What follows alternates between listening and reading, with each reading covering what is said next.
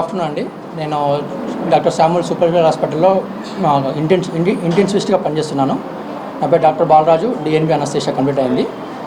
She పేరు Rajeshwari, 20 years female. మన government Narayanpet government hospital నుంచి మన కేసు ప్రజెంట్ అయింది. 1st April 24 నాడు మనకు వచ్చింది కేసు. కేసు మన కొత్త వచ్చినప్పుడు ఆల్మోస్ట్ పేషెంట్ అదే బీపీ లేకుండా, పల్స్ లేకుండా సిచ్యువేషన్లో వచ్చింది పేషెంట్. ఇమీడియట్గా మనం పేషెంట్ గుర్తించి పేషెంట్ ఇంటిబేట్ చేసినాము.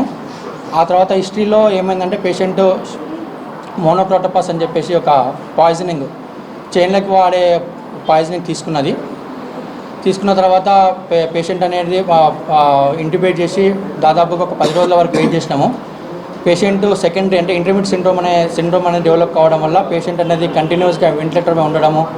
ఆ తర్వాత మన డాక్టర్ ఈఎన్టీ శరత్చంద్ర సార్ తోటి ట్రకెస్టమీ చేయించి, and doctor Vivek sir, doctor Pranay sir, doctor Nitisha madam, she known case of primi with 2 months pregnancy.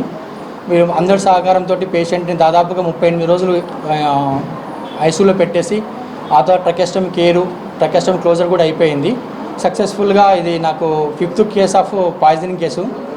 కాకపోతే ఎక్కువగా 38 రోజులు ఉండడం అనేది ఈమె ఫస్ట్.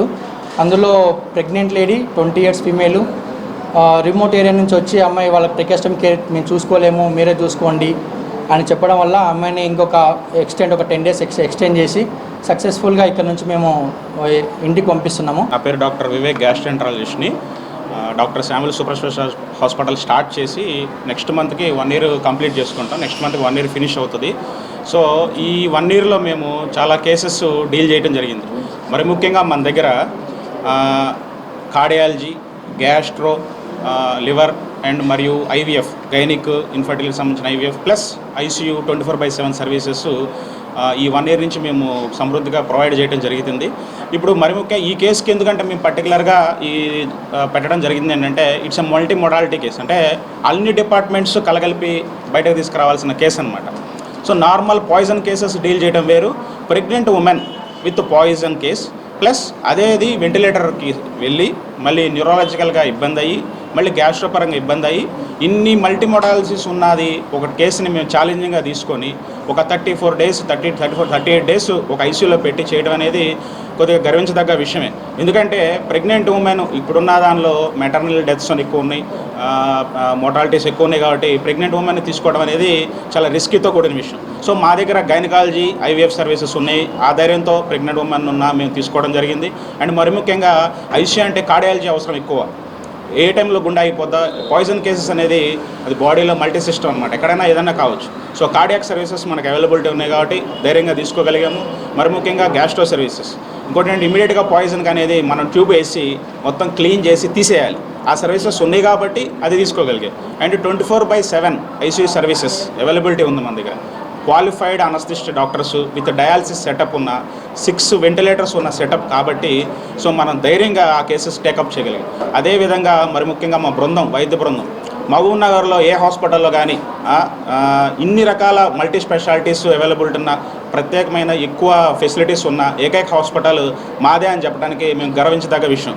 ఈ అన్నిటికీ మాకు వెనక నుండి నడిపించిన డాక్టర్ శామ్యూల్ సార్ గారు, ఆయన ఇచ్చిన ప్రోత్సాహంతో, ఆయన ఒక జనరల్ ఫిజిషియన్, ఆయన ప్రతిరోజు ఈ కేసుకి వచ్చి మార్నింగ్ ఈవినింగ్ రౌండ్స్ చేసి రోజు మాకు సలహాలు ఇవ్వటం, ఆయనకున్న గ్రేట్ ఎక్స్పీరియన్స్తో 35 years 45 years మన మౌనార్ గవర్నమెంట్ హాస్పిటల్ మీ అందరికి సుపరిచితమే.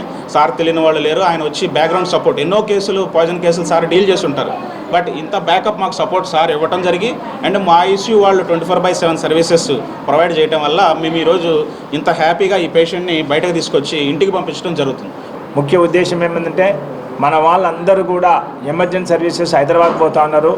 తర్వాత వాళ్ళ ప్రాణాలు కాపాడాలంటే కష్టము. తర్వాత చాలాసార్లు కూడా ఇట్లా గ్యాస్ట్రో కేసులు కానీ, కార్డియాక్ కేసులు కానీ, మిగతా ఎమర్జెన్సీస్ కానీ, తర్వాత కాయిన్ మింగిచ్చే పేషెంట్ అబ్స్ట్రక్షన్ చనిపోతాడంటే ఇమ్మీడియట్గా సన్నీలాన్ని పిలిపించేస్తే డాక్టర్ వివేక్ సాగర్ని మళ్ళీ తీసి చేయడము, తర్వాత కాయిన్ రిమూవ్ చేయడము, చిన్నపిల్లల్ని సేవ్ చేయడం అలా జరుగుతూ ఉంది. అదేవిధంగానే కార్డియాలజీ కేసులు కూడా నిన్ననే మీరు కూడా చూసినారు ఒక ప్రెస్ మీట్లో.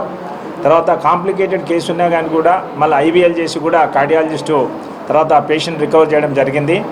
తర్వాత నా ముఖ్య ఉద్దేశం ఏంటంటే నేను మహబూబ్నగర్కి వచ్చి 38 సంవత్సరాలైంది. నాకు ఇంతవరకు కూడా ఎక్కడ సినిమా టాకీస్లు ఉన్నావో సినిమాలు కానీ ఇంతవరకు చూడలేదు.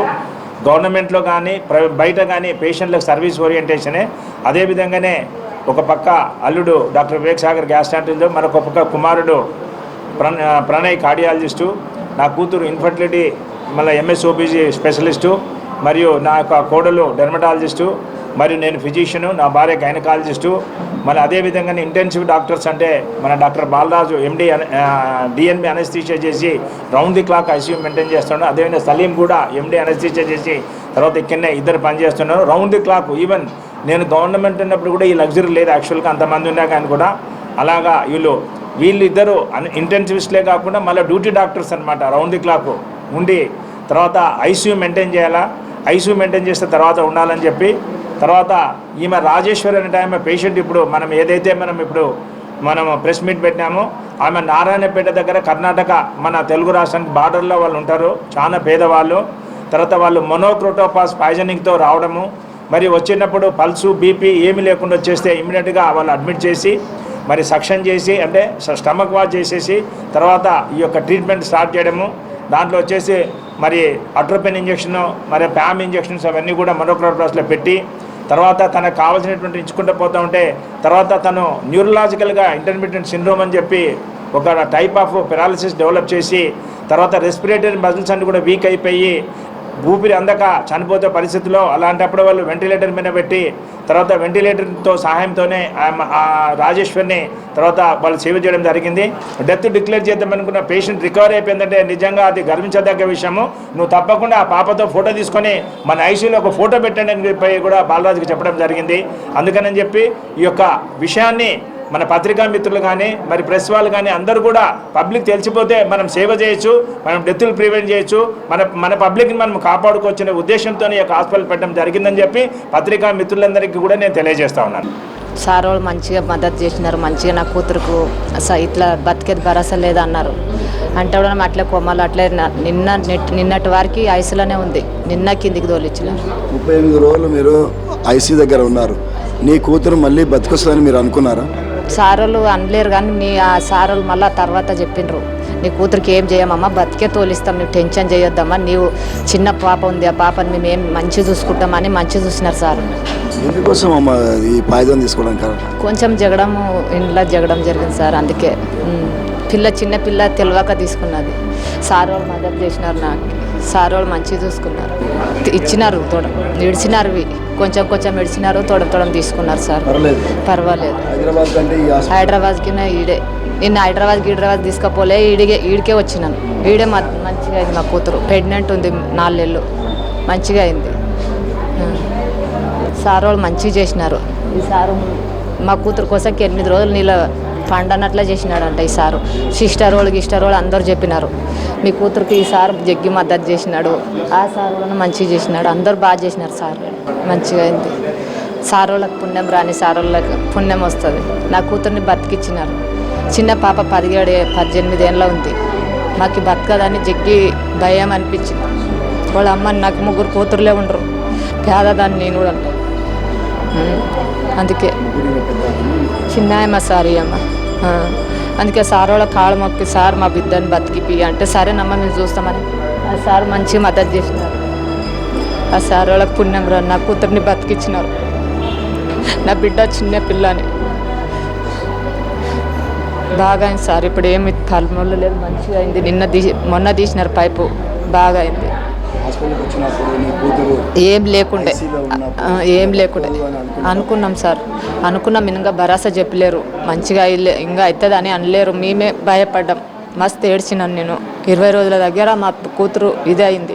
20 రోజులు అయిన మీదకి జర మంచిగా గిడ చేసిన మీదకి మంచిగా మాట్లాడింది. అంతవారి దగ్గర మాటలు రాలే, పైపు ఉండే నోట్లే. సార్ వాళ్ళు మస్తు పుణ్యం చేసినారు సార్, ఈ దవాఖానకు పుణ్యం రాని. నన్ను లేదంటలే, నా బిడ్డను బతికిచ్చినారు.